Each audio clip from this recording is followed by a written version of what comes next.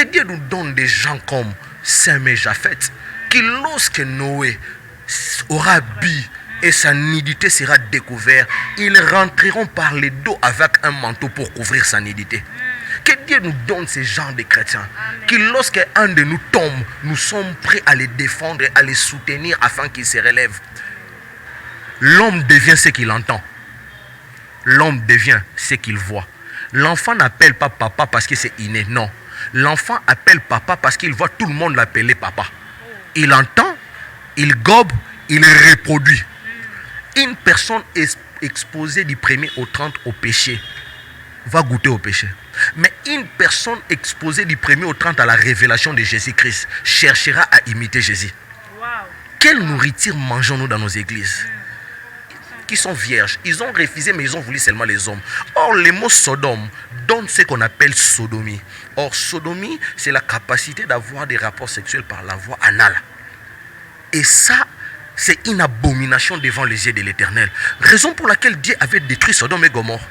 Et ce qui s'est passé à Sodome et Gomorrhe a eu lieu au temps de Noé, où les gens se mariaient entre eux et ils mariaient leurs enfants.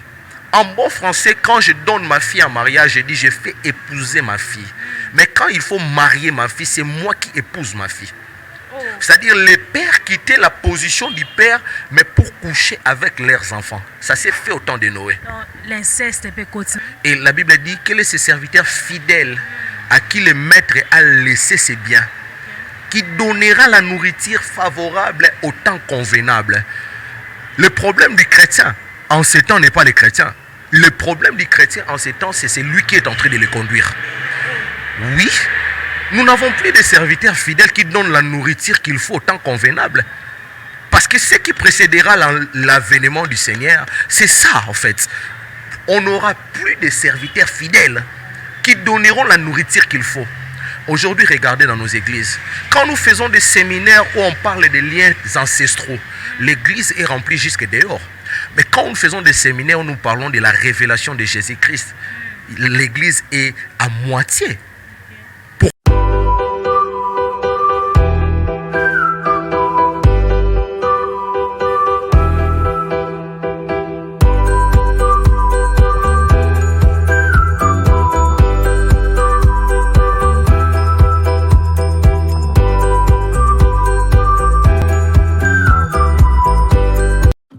Amoureux de la qualité et du luxe, l'établissement Mélia met à votre portée des vitres des qualités supérieures à un prix réduit.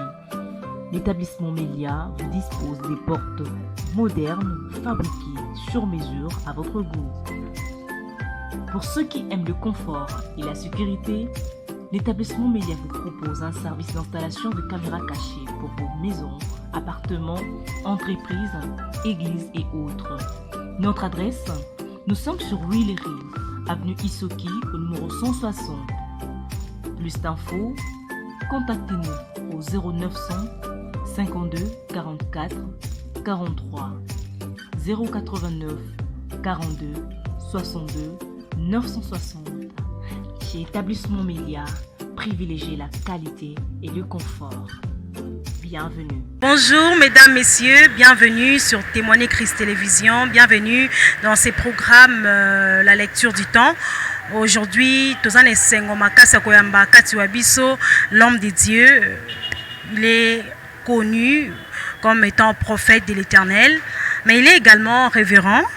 Il s'appelle Jérémie Bonsouka, c'est avec lui que nous serons édifiés aujourd'hui. Il nous a apporté un thème merveilleux et vous allez les découvrir tout au long. Il y a émission Oyo. Sans plus tarder, homme de Dieu, bonjour et bienvenue sur Témoigner Christ Télévision. Bonjour servant de Dieu, nous sommes contents d'être là et nous pensons que Dieu va nous faire énormément du bien aujourd'hui. Amen. Mais bazo talabiso déjà ba monayo une fois le kana l'histoire d'un racheté les lots oyeli sous na compte il y a la lecture du temps.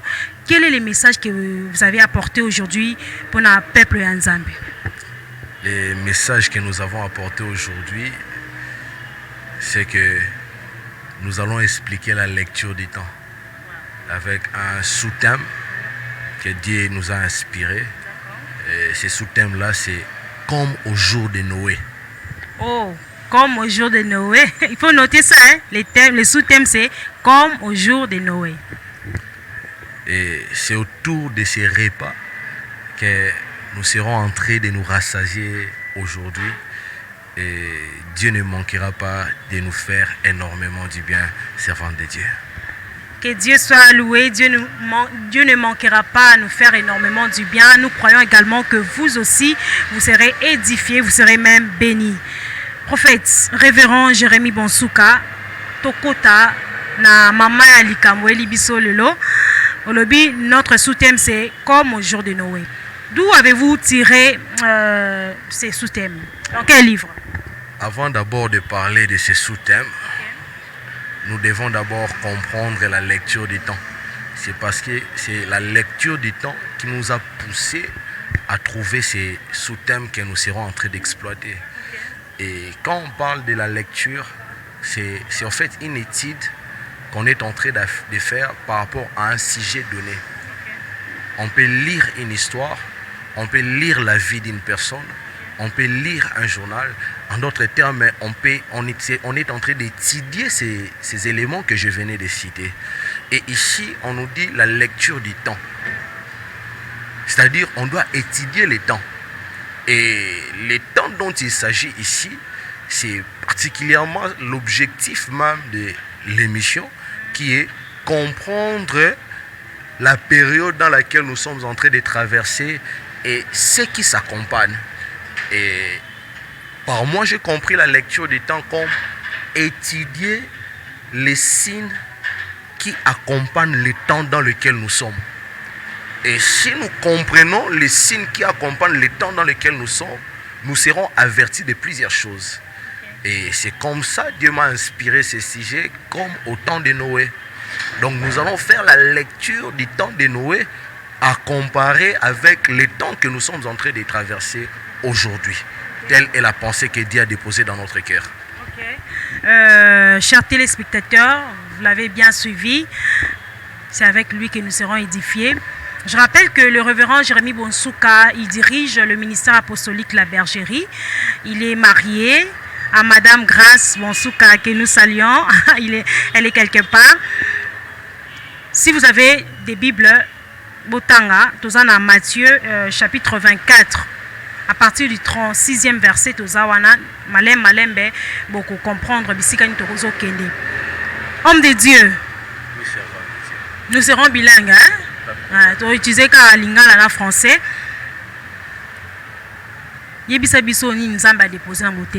C'est quoi comme au jour de Noé? Quelle est cette pensée?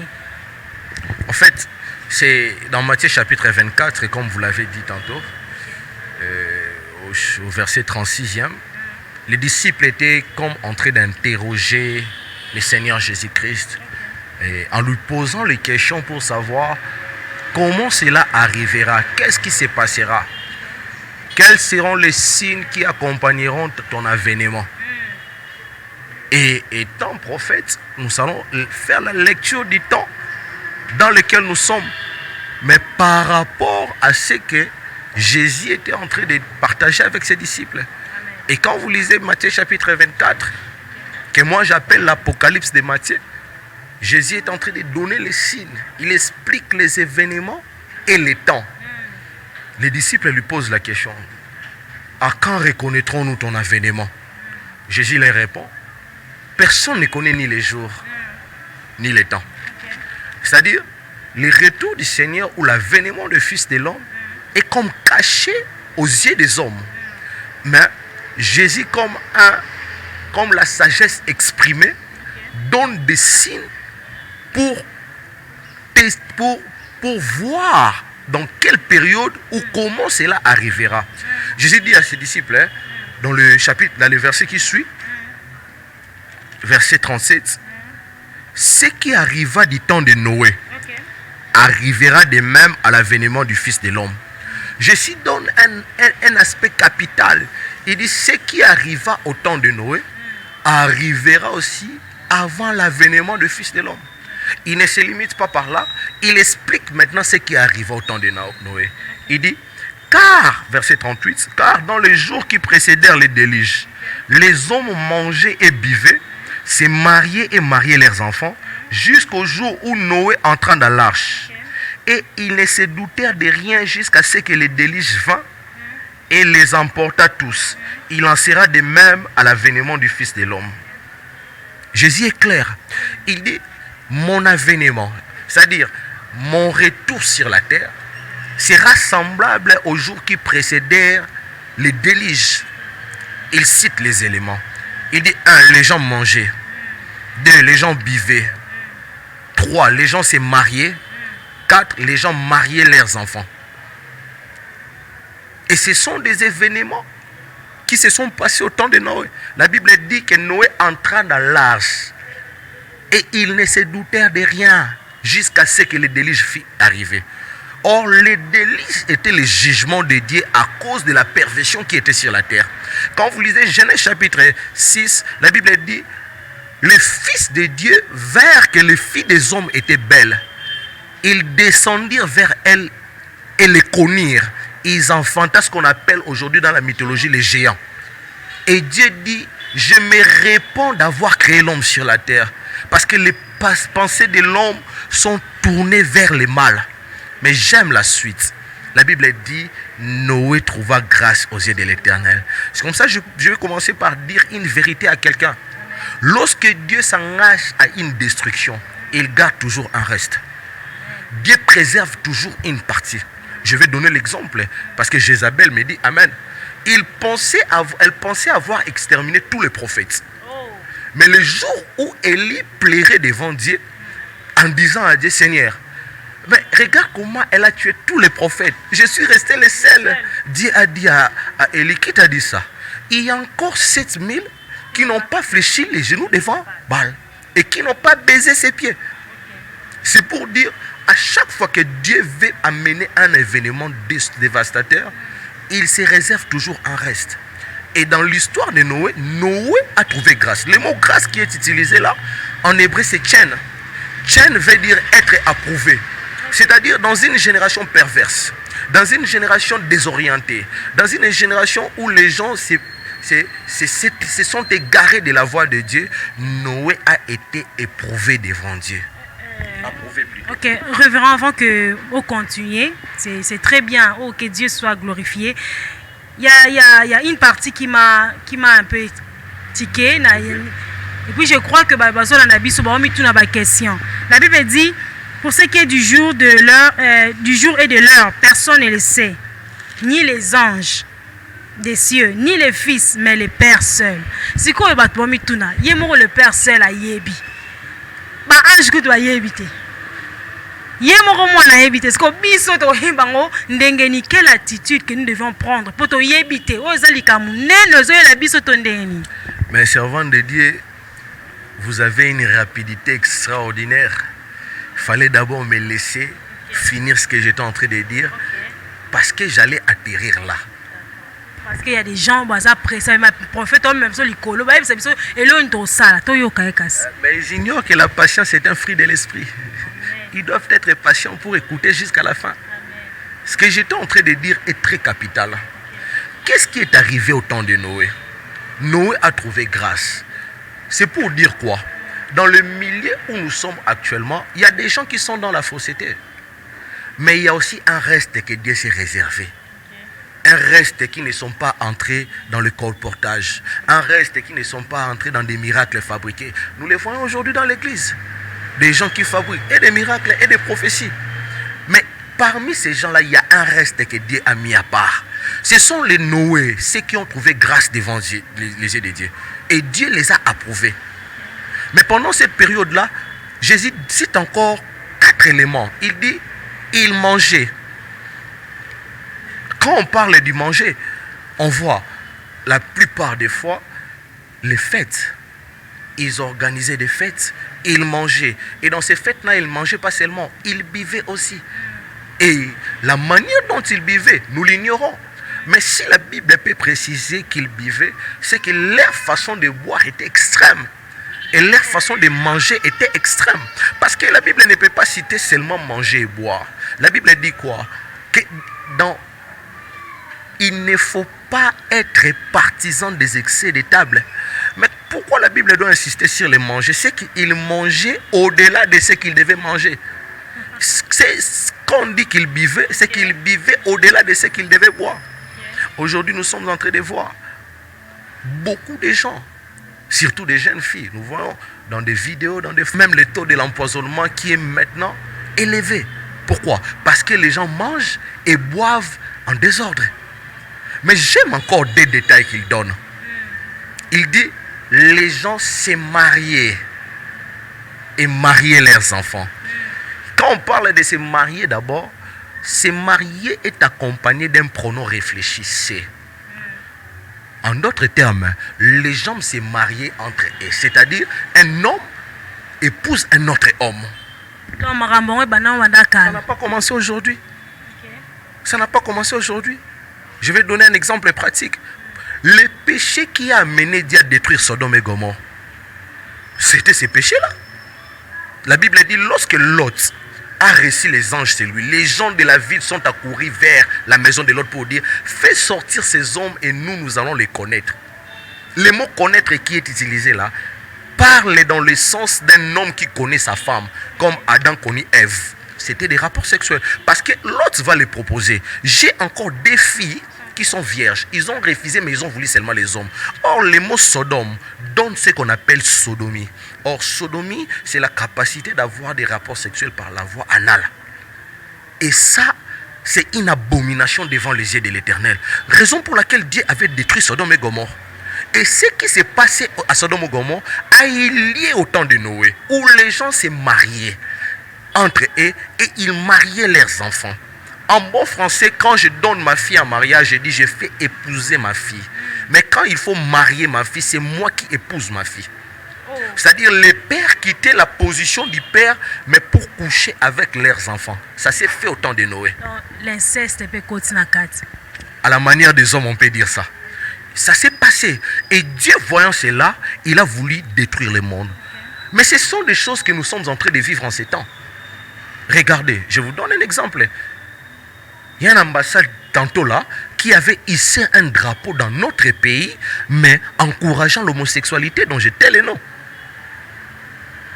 L'homosexualité est devenue une chose normale. Sans même parler de transgenre. Un homme qui est fatigué d'être homme, il veut avoir le sexe d'une femme. Mais, révérend, tout le monde peut continuer l'église. Non, tant à comboter, il y a des églises où les hommes de Dieu, je rappelle. Mais c'est ce que la Bible dit. Okay. L'avènement du Seigneur sera précédé de ce qui s'est passé au temps de Noé. Je voudrais dire à quelqu'un, nous sommes en train d'atteindre la limite du mal afin que l'épouse du Seigneur parte. Parce que tous les événements qu'on a dû citer, nous sommes en train de les voir s'accomplir en ces temps même. En ces temps, comment est-ce qu'un homme fait à l'image de Dieu peut décider de changer de sexe? Parce que Dieu était fou. Ou Dieu n'avait pas l'intelligence de faire de lui homme. Les Blancs disent la liberté, l'homme est libre de faire ce qu'il veut. Mais bon, dans la Bible. Mais les Blancs n'est pas la liberté. Et les Blancs n'est pas la vérité. La vérité, c'est la parole de Dieu. Nous sommes d'accord dans ce que la parole de Dieu dit et non dans ce que l'homme est en train de dire. Nous disons oui et amen à la parole de Dieu. Mais prophète, l'avènement de Novelas, plusieurs enfants de Dieu, entre guillemets chrétiens, emportés dans la réalité chrétien. C'est parce que, attends, la Bible était j'ai remarqué les lots, bananzambe belé, bazan a du mal à autant la Bible. Qu'est-ce que vous pouvez dire si nous en attendons? J'ai une très bonne réponse parce que ça se trouve seulement dans notre lecture. On va lire ça. Okay. Nous allons prendre les versets 46. Écoutez, la Bible dit, errez ses serviteurs, que son maître à son arrivée, non, 45. Quel est donc le serviteur fidèle et prudent que son maître a établi sur ces gens pour leur donner la nourriture au temps convenable? La Bible dit, quel est ce serviteur fidèle Quand on parle déjà de la fidélité, moi je l'ai toujours défini que c'est la capacité de commencer une chose du début jusqu'à la fin. C'est quand on est fidèle. Les infidèles commencent et ne terminent pas. Et la Bible dit, quel est ce serviteur fidèle à qui le maître a laissé ses biens, qui donnera la nourriture favorable au temps convenable. Le problème du chrétien en ces temps n'est pas le chrétien. Le problème du chrétien en ces temps, c'est lui qui est en train de le conduire. Oui, nous n'avons plus de serviteurs fidèles qui donnent la nourriture qu'il faut au temps convenable. Parce que ce qui précédera l'avènement du Seigneur, c'est ça en fait. On n'aura plus de serviteurs fidèles qui donneront la nourriture qu'il faut. Aujourd'hui, regardez dans nos églises. Quand nous faisons des séminaires où on parle des liens ancestraux, l'église est remplie jusque dehors. Mais quand nous faisons des séminaires où nous parlons de la révélation de Jésus-Christ, l'église est à moitié. Pourquoi? Parce que le serviteur fidèle ne fait plus son travail comme il se doit. Il s'est tourné vers les soucis de son ventre. Il s'est tourné vers le matériel et a oublié la nourriture favorable qu'il doit donner au temps convenable au bien que le maître a laissé. Servant de Dieu, je vais vous dire une chose. Est-ce que vous savez que tous comme nous sommes là, prophètes, apôtres, pasteurs, évangélistes et docteurs, tous abana misala. Tous abana misala nanda kwa nzambe. Et notre travail maintenant, c'est d'assurer les sauvegardes du salut de ces peuples-là. Mais avons-nous des serviteurs fidèles en ces temps qui donnent la nourriture? C'est quoi d'abord la nourriture convenable qu'on doit donner? C'est ça aussi le problème. Nous allons à l'église du 1er au 30, on nous prêche péché, péché, péché, péché, péché. L'homme devient ce qu'il entend. L'homme devient ce qu'il voit. L'enfant n'appelle pas papa parce que c'est inné, non. L'enfant appelle papa parce qu'il voit tout le monde l'appeler papa. Il entend, il gobe, il reproduit. Une personne exposée du 1er au 30 au péché va goûter au péché. Mais une personne exposée du 1er au 30 à la révélation de Jésus-Christ cherchera à imiter Jésus. Wow. Quelle nourriture mangeons-nous dans nos églises? On nous parle des choses qui divisent même les familles. Or, vous n'avez pas lu dans Actes, la Bible dit, croyez au Seigneur Jésus-Christ, vous serez sauvés, vous et votre famille. Où sont les serviteurs fidèles? Dans la lecture du temps où nous sommes en manque de serviteurs fidèles qui donnent la nourriture qu'il faut. J'ai posé la question, c'est quoi la nourriture qu'il faut? La nourriture qu'il faut, c'est l'évangile. En fait, en tout cas, Nzamba pambola bino. Bandeko bolanda biso bo fungola Bible po awa ezali preuve à l'appui. Prophète révérend Jérémie Bonsuka, il y a un homme de Dieu oyo toyeba biso nyonso mwana nzambe mosala nzambe. Il a son église qui est reconnue en RDC, précisément à Kinshasa. Tolai Tolamuki a changé de côté, a remonté à Makambo ezali contre la parole du Seigneur. Mais ba fidèle bazo kende kaka. N'ayez pas raté prophète. Et ça parce qu'il y a ceux-là qui envoûtent réellement les fidèles. Il y a l'envoûtement. Qu'est-ce qui se passe? C'est parce que Balingi idolâtra pasteur. Qu'est-ce qui se passe? Bino Bassa, les ministres de Dieu, c'est quoi vraiment? Servant de Dieu Benita. La question est une question problématique. Oh, non, parce que c'est la lecture du temps. Notre cible, mesdames, messieurs, c'est l'église, l'épouse de Jésus. Vous voyez? C'est l'épouse de Jésus. Nous croyons Christ qui travaille avec nous jusqu'à la fin du monde, au travers de son Esprit Saint.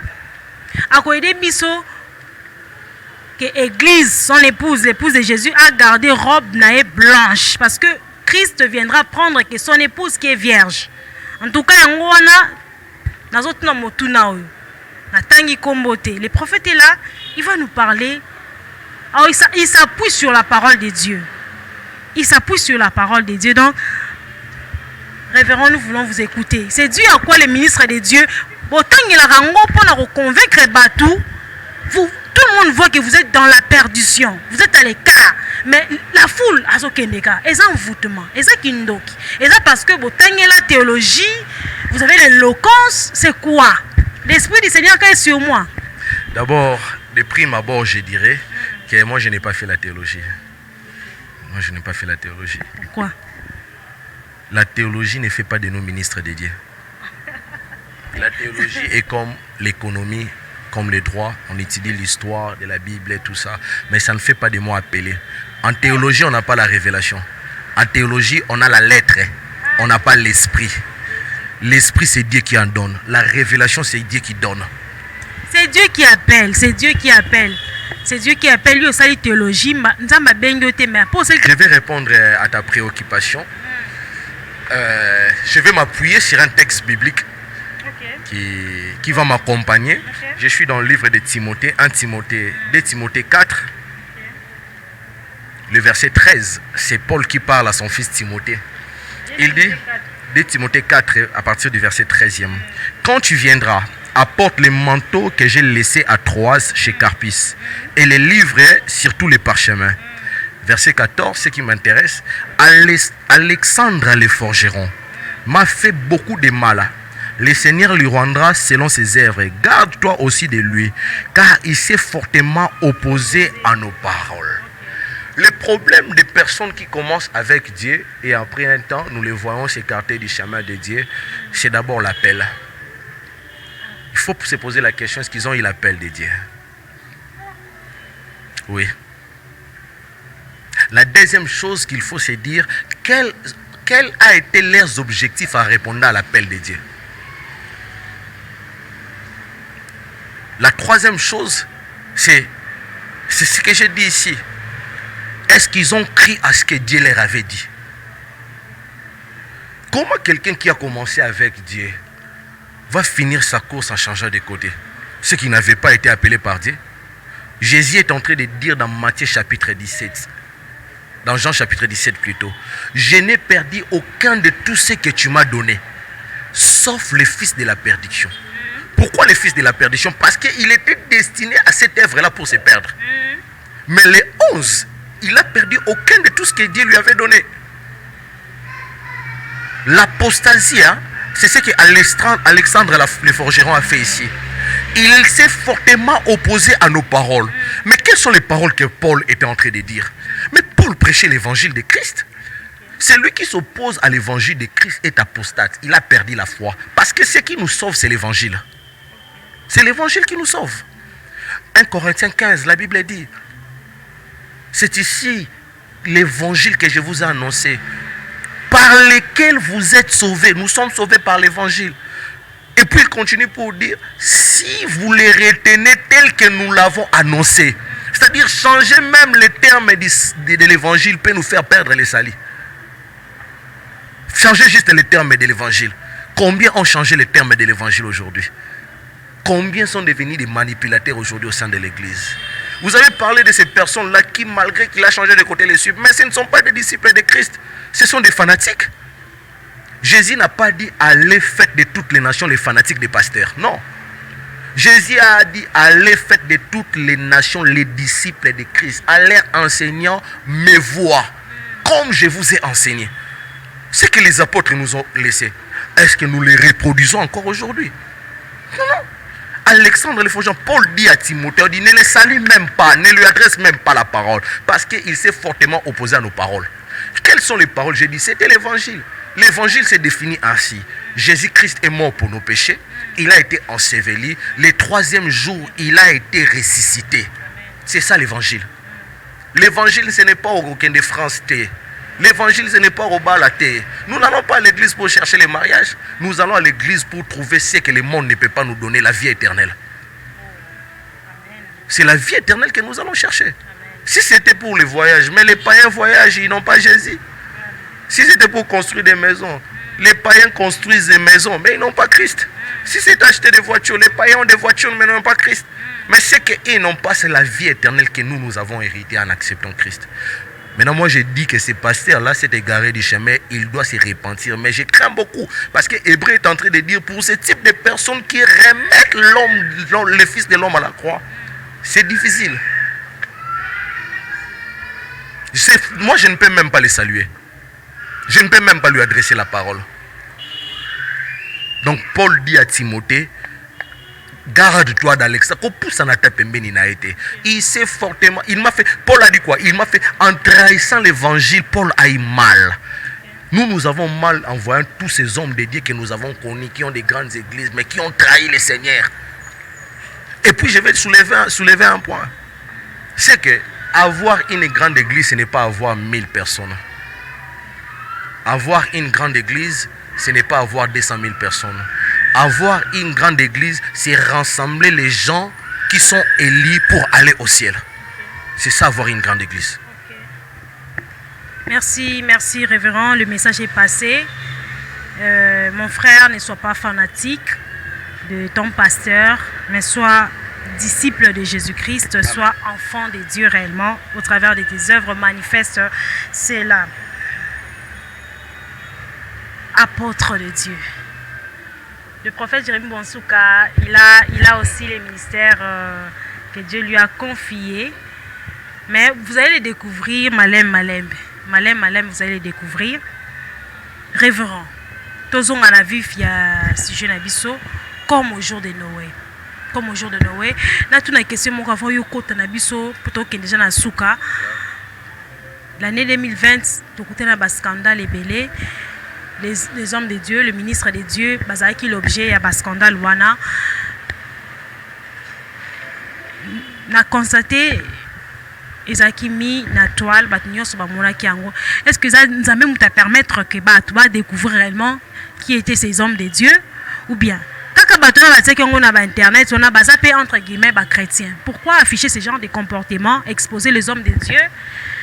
Quelle est votre lecture par rapport à tout ce qui s'est passé? Moi, j'ai une réponse biblique.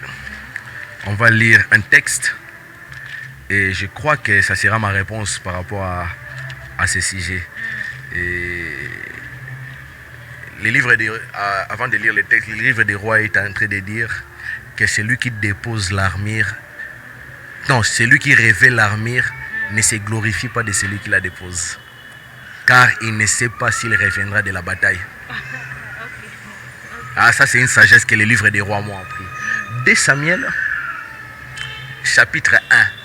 Et ça, c'est un message que je donne à tout le monde qui est croyant, mais qui rencontre les scandales des hommes de Dieu, mais qui quand même ouvre sa bouche pour parler. Je lis. Après la mort de Saül, David qui avait bâti les Amalécites était depuis 2 jours devant Tiglag. Le 3e jour, un homme arrivant des camps de Saoul, les vêtements déchirés et la tête couverte de terre. Lorsqu'il fut en présence de David, il se jeta par terre et se prosterna. David lui dit, « D'où viens-tu » Et il lui répondit, « Je me suis sauvé du camp d'Israël. » David lui dit, « Que s'est-il passé? Dis-moi donc. » Et il répondit, « Le peuple s'est enfui du camp de bataille et un grand nombre d'hommes sont tombés et ont péri. Saoul même et Jonathan, son fils, sont morts. » David dit au jeune homme, « Qui lui a apporté ces nouvelles? Comment sais-tu que Saoul et Jonathan, son fils, sont morts? » Et le jeune homme qui lui a apporté ces nouvelles répondit, « Je me trouvais sur la montagne de Gilboa. Et voici, Saoul s'appuyait sur sa lance. Voici les chars et les cavaliers étaient prêts de l'atteindre. S'étant retourné, il m'aperçut et m'appela. J'ai dit, mais voici. Et il me dit, qui es-tu? Je lui répondis, je suis Amalécite. Et il dit, approche donc et donne-moi la mort, car je suis pris de vertige, quoique encore plein de vie. Je m'approchai de lui et je lui donnai la mort. Sachant bien qu'il ne survivait pas à sa défaite, j'ai enlevé les diadèmes qui étaient sur sa tête et les bracelets qu'il avait au bras et je les ai apportés ici à mon Seigneur. David saisit ses vêtements. Écoutez bien le langage de David. David saisit ses vêtements. Il les déchira et tous les hommes qui étaient auprès de lui firent de même. Ils firent dans le deuil, pleurèrent, gênèrent jusqu'au soir à cause de Saül et de Jonathan, son fils, du peuple de l'Éternel et de la maison d'Israël, parce qu'ils étaient tombés par l'épée.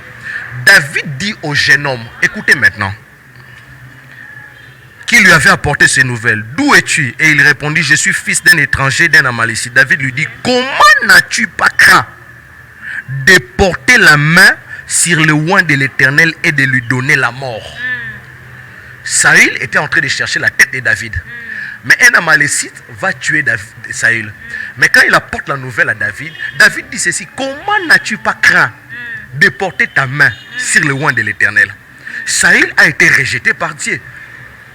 Mais David dit, comment n'as-tu pas craint de porter ta main sur le oint de l'Éternel?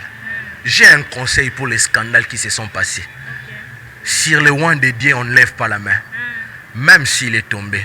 Si Dieu l'avait seulement oint, on ne lève pas sa main. On ne touche pas à la tête de celui que Dieu a oint d'huile. Je voudrais dire à quelqu'un ce soir, un croyant qui nous écoute, c'est lui que Dieu a oint d'huile. Même s'il tombe dans le gouffre, on ne lève pas sa main sur lui. Lever la main sur le oint de Dieu, c'est dire aussi des choses qui nuisent à l'homme de Dieu. Un scandale est arrivé. Le livre d'Amos nous dit, dans des temps comme si les sages s'étaient, on n'est pas obligé de parler, on n'est pas obligé de faire la publicité. Comment est-ce que le même enfant de Dieu expose la nudité de ceux qu'il considère comme père et frère? Que Dieu nous donne des gens comme Sem et Japheth, qui lorsque Noé aura bu et sa nudité sera découverte, ils rentreront par les dos avec un manteau pour couvrir sa nudité. Que Dieu nous donne ce genre de chrétiens. Qui lorsque un de nous tombe, nous sommes prêts à les défendre et à les soutenir afin qu'ils se relèvent. La Bible n'a pas dit que les forts soutiennent les faibles. C'est ça ma réponse. Scandale ou pas scandale, au oint de Dieu, on ne pose pas la main. Laissez Dieu les traiter comme il veut. Et écoutez-moi très bien. Quand Dieu veut régler ses comptes à ses oints, il ne les expose pas. C'est faux, c'est écrit nulle part. Il ne les expose pas. La manière noble que Dieu utilise, c'est de les retirer sur la terre. Il ne les expose pas. Telle est ma réponse pour les scandales qui s'étaient passés. Ok. Mesdames, Messieurs, vous avez suivi la réponse de l'homme de Dieu, Jérémie Bonsouka. La lecture du temps dorénavant, Ekozara Naye. Ekozaka Kanaye. Épisode Oyo, Ezaraka Eliboso. Torozonga Naye prochainement. Alors, on continue le thème Oyo, comme au jour de Noé. Notez bien, il sera là. Il va venir encore nous expliquer comme au jour de Noé, en profondeur, les sous na les sunga molimo santo. Pour lelo, na bandi tosuki awa, l'homme de Dieu. Quel est le dernier mot que vous pouvez vous adresser à l'église, l'épouse de Jésus? Parce que ce thème, Torozonga na okaka neolobaki torozonga na comme au jour de nous oya soko me mabiso na profondeur pour faciliter tosuki tolaki na verset 36 et ça tient à 51. Donc il y a des révélations pour éclaircir bananzambe oya na okaka premier numéro torozonga kaka restez branchés sur Témoigner Christ Télévision pour la continuité. Il y a un message, il y a révérend Jérémie Bonsouka par rapport, il y a sous-thème Memel Bisso comme au jour de Noé. Je vous laisse la parole, serviteur de Dieu. Vous allez vous adresser à ceux qui nous ont suivis. Quel est le message que vous allez apporter à l'épouse de Jésus? Et un dernier message dans le Congo. Tous autres traversés par un moment difficile. Il y a eu éruption à niveau volcanique et à niveau à Goma. Et puis, ma ramener sur les canaux politiques dans le Congo, un message de paix pour la nation Nabiso et surtout pour l'église. Je vous laisse le micro, papa. Je vais d'abord commencer par l'église et je voudrais dire à tous ceux qui nous suivent que l'église du Seigneur Jésus-Christ n'est pas malade. D'abord, l'église du Seigneur Jésus-Christ n'a pas de problème. Nous avons des problèmes au niveau des églises locales, pas de l'église corps. Parce que c'est l'épouse de Jésus-Christ, elle est parfaite, Amen. Elle est glorieuse. Je vois des gens dire des séminaires comme l'église de Dieu est malade. L'église de Dieu n'est pas malade, l'église de Dieu est en bonne santé. C'est nos églises locales qui ont des problèmes. Amen. Oui, ce sont nos églises locales. Et le message que je voudrais adresser par rapport à notre pays est que soyons honnêtes. Soyons honnêtes, nous avons des autorités de la place qui se disent être croyants mais qui ne sont pas honnêtes, qui ne sont pas sincères. moins encore fidèles. Mon exhortation pour les pays est que gardons notre pays en prière. Ce qui change les pays, ce n'est pas seulement les investisseurs qui viennent, mais c'est la capacité de rétablir l'autel de Dieu dans les pays. Et l'autel de Dieu ne subit pas de mélange. Lorsqu'on mélange l'autel de Dieu avec des dieux étrangers, Dieu n'y vient pas. C'est comme ça que je voudrais lancer un message. Arrêtons d'être mélangés. Arrêtons de mélanger Dieu avec nos idoles. Arrêtons de mélanger Dieu avec certaines principautés que nous avons pris pour des dieux. Dieu est saint et il est unique. Suivons sa voie et il restaurera certainement notre pays. Concernant l'éruption volcanique de Goma, nous gardons nos frères en prière et nous croyons que Dieu va subvenir non seulement à la vie, mais aussi à la bonne santé pour cette partie de notre pays. Du reste, que Dieu vous bénisse abondamment. Ok, Dieu nous bénisse abondamment. Merci, chers téléspectateurs, chers internautes, d'avoir suivi cette émission d'une manière scrupuleuse.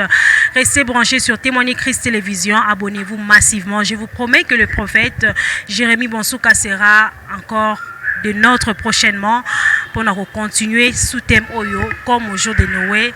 Oui, suite à la verset Tikalit. Que Dieu vous bénisse. Portez-vous bien. Bye bye.